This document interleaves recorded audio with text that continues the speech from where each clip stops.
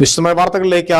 പശ്ചിമഘട്ട സംരക്ഷണ വ്യവസ്ഥകളുമായി ബന്ധപ്പെട്ട പരിസ്ഥിതിലോല മേഖലകളുടെ വിജ്ഞാപനം എത്രയും വേഗം പൂർത്തിയാക്കാൻ ദേശീയ ഹരിത ട്രിബ്യൂണൽ കേന്ദ്ര സർക്കാരിനോട് നിർദ്ദേശിച്ചു. കേരളം ഉൾപ്പെടെയുള്ള സംസ്ഥാനങ്ങളിലെ അടിയന്തര പ്രാധാന്യം മനസ്സിലാക്കി വിജ്ഞാപനത്തിന് മുൻഗണന നൽകാനാണ് നിർദ്ദേശം. കാലാവധി തീർന്ന കരട് അതേപടി ആവർത്തിച്ചാണ് 6 തവണയായി വനം പരിസ്ഥിതി മന്ത്രാലയം വിജ്ഞാപനം ഇറക്കുന്നത്. മുണ്ടക്കൈ ചൂരൽമല ദുരന്തത്തിൽ സ്വമേധയാ എടുത്ത കേസിലാണ് ട്രൈബ്യൂണൽ ചെന്നൈ ബെഞ്ചിന്റെ നിർദ്ദേശം. ESI വിസ്തൃതി കുറവ് ചെയ്യണമെന്ന് കേരളം ഉൾപ്പെടെ ആവശ്യപ്പെടുന്നുണ്ടെങ്കിലും അത് പാടില്ലെന്ന് ട്രൈബ്യൂണൽ നിർദ്ദേശിച്ചിരുന്നു. ഇത് കണക്കിലെടുത്താണ് ആദ്യത്തെ വിജ്ഞാപനം കേന്ദ്രം ആവർത്തിക്കുന്നത്.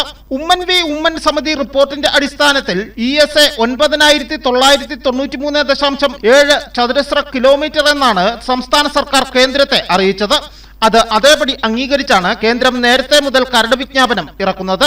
അതിൽ നിന്ന് വിസ്തൃതി 1337.24 ചതുരശ്ര കിലോമീറ്റർ കൂടി കുറയ്ക്കണമെന്നാണ് കേരളത്തിന്റെ ആവശ്യം. ഉരുൾപൊട്ടൽ ദുരന്തവുമായി ബന്ധപ്പെട്ട് സത്യവാങ്മൂലം നൽകുവാൻ കേരള ദുരന്ത നിവാരണ അതോറിറ്റിയോടും തദ്ദേശ മന്ത്രാലയത്തോടും ട്രൈബ്യൂണൽ കഴിഞ്ഞ മാർച്ചിൽ നിർദ്ദേശിച്ചിരുന്നു. റിപ്പോർട്ട് തയ്യാറാണെങ്കിലും സാങ്കേതിക പ്രശ്നം മൂലം നൽകാൻ കഴിഞ്ഞിട്ടില്ലെന്നും സാവകാശം അനുവദിക്കണമെന്നും സർക്കാർ അഭിഭാഷകനും ആവശ്യപ്പെട്ടു.